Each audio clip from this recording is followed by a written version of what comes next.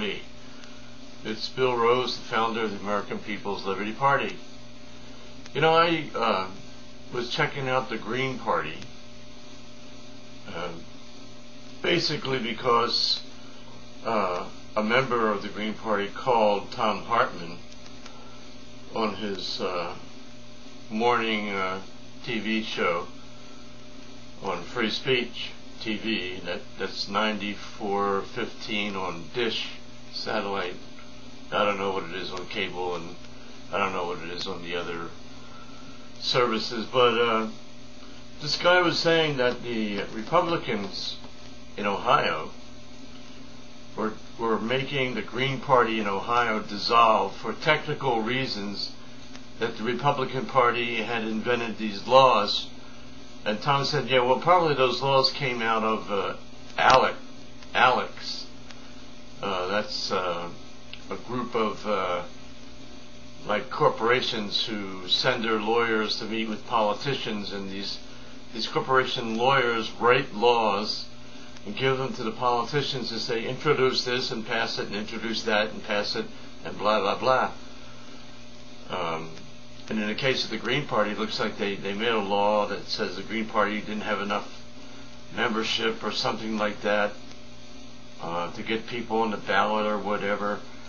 And so they made a law that said if you don't have X number of people, or I forget exactly what the Republican Party law says, but it's making the Green Party go down, and now they have to go out and get 200,000 signatures or something like that in order to get back on the ballot. But it's too late for them to do all that, and so they're saying it's unconstitutional, and they're going to sue, and so they're kind of operating in Ohio on their own.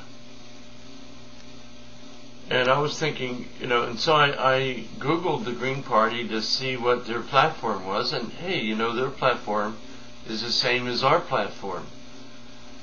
And so I thought, geez, all the third parties who want the same thing should all come together and form one big party, a grassroots party, like what Ross Perot did back in, 86, somewhere around there. And this time follow through. And so to the members of the Green Party, I say, try to do that. All of you Green Party members in the United States, try to do that. And I noticed in your webpage there, or the information, it said you were looking for candidates. Well, you want to contact the school teachers who have lost their jobs, policemen who have lost their jobs, firemen who have lost their jobs, and county workers and city workers who have lost their jobs, and all people like that. Find out who they are, and just go to a police station and ask who lost their job. Go to a fire station and ask who lost their job. And you can encourage them to run for all offices under the new United Party. I don't know, call it the new United American Party or something like that. The AFL-CIO would join you, and we think that Thom Hartmann would be the best candidate for president, because he speaks to everything that we speak to, and I believe everything that the Green Party speaks to. And Jesse Jackson with his Bush coalition, I don't know how many members he has, but maybe he could join with all his people. All us people have to come together. We are the people. And these current batch of politicians are taking away our right to representation because they don't listen to us, I think the last time they listened to us was when the Republicans, or maybe it was the Democrats, I can't remember, wanted to put in an amnesty for the illegal aliens, and everybody was sending emails and whatever to their reps telling them, we don't want that. And so they didn't do it. But Obama recently said that, I think yesterday or the day before, that now they'll only deport illegal aliens who are like criminals. Well, that's good. I mean, they should have been doing that all along, right? But a lot of American people think that the illegal aliens are taking away their jobs. Now, I don't know if you want to go out in 100-degree heat and run a lawnmower, but if you want to do that because you really need the money or whatever, well, then maybe you can send emails to POTUS, the President of the United States, and tell him you don't want that thing that, I don't even know if that's a law. I think he just said, from now on, this and that. I don't know, you know. But I don't think the President has the power to do that. But maybe he does. I don't know. Executive law or something. But irregardless, any law can be overturned, and any law, you can put a moratorium on any law. And this one tweeter sent me a tweet, and he said something about illegal aliens that, you know, I suggested instead of deporting those who are working, you know, garnish their wages like $20 each or something like that, and send it to the 99ers who, you know, their unemployment are running out or whatever. But he asked me something, I think it was about, I said, you have the power of citizen's arrest. And then, you know, you don't have to depend on the federal government or the state government, or if you don't want illegal aliens here, you have the power of citizen's arrest. And then the police would come and say, yeah, well, this guy's illegal, and then they would have to call ICE, and then ICE would do whatever they do. But with this new thing that the President has done, maybe that wouldn't happen. I don't know. But you know, if these guys are out there doing work that probably you or me wouldn't want to do, and if that's the case and they want to keep doing that job, maybe they should be paying some kind of a job tax or something to go to the 99ers who need unemployment to be extended. You know what I'm saying? You can always work something out with something. You know what I mean? You can always strike a deal somehow. Unless, you know, you find them working at McDonald's or something, and you think that you should be working at McDonald's instead of them. Well, then that's up to you what action you take.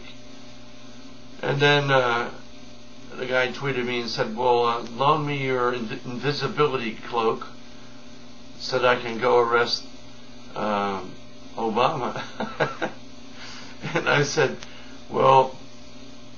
So anybody can arrest anybody using citizen's arrest, but probably in the case of a politician, you would need to bring a U.S. Marshal with you. But I don't know what would happen. You know, can a citizen make a citizen's arrest on a politician?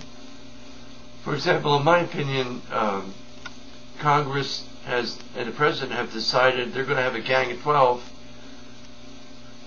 deciding on what cuts to make and how to screw us out of our benefits. You know, maybe in exchange for putting a higher tax on millionaires or something like that.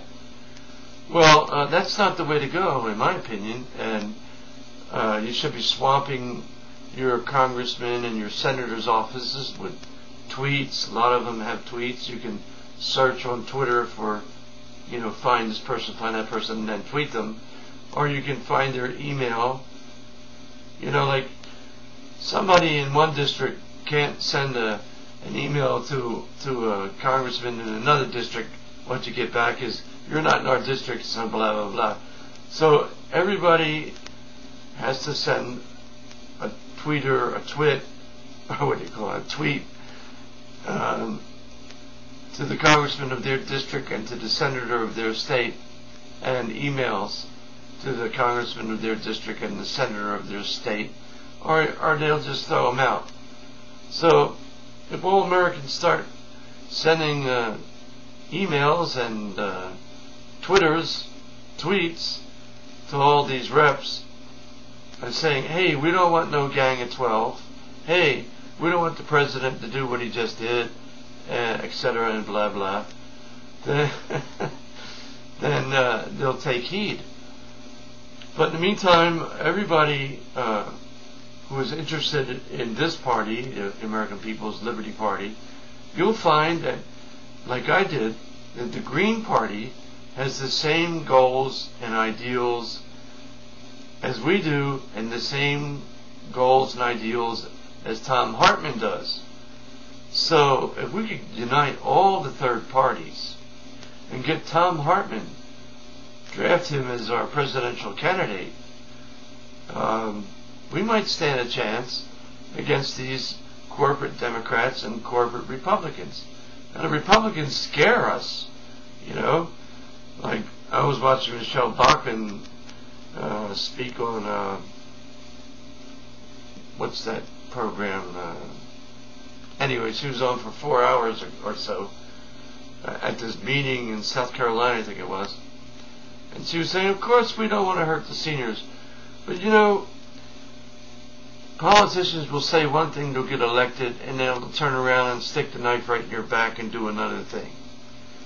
So you can't trust these people who stand up and say, I can be the president. For example, when I went to college, I was taught in Psych 101 that anyone who claims that they can be a leader and wants to be a leader, they're not mentally all there. They're a nut job.